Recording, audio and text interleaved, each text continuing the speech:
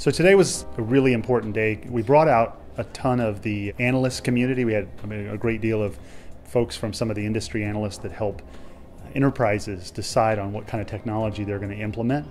And as enterprises think about cloud computing, they're going to want guidance.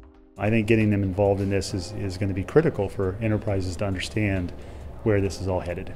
I mean, it was just really great talking to all the people that are participating. So the ecosystem, some really big names, HP, IBM, Red Hat, as well as a bunch of smaller startups like Piston and Nebula. But it's just really exciting to see the momentum that the project has, the kind of broad support from a lot of different companies.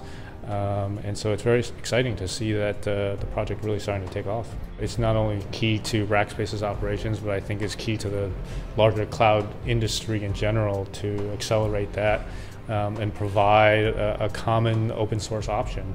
I think it says a great deal about Rackspace. I think it's, in this industry, we have historically seen that competitors have not really played with each other, but I feel like Rackspace has been able to bring together a number of different vendors in this space who have traditionally been competitors, but are now learning how to play within an open source community. Another angle to this was getting users in front of those analysts. It wasn't just about showing the technology. Cisco, DreamHost, theoretically one of our competitors, but one of our friends in OpenStack. We are building a public cloud offering on top of OpenStack.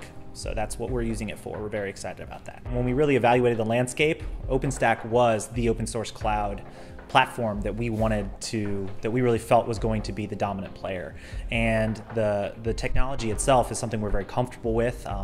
We've got a lot of Python developers who work at DreamHost, so it was really a natural fit for us. And the community is just fantastic.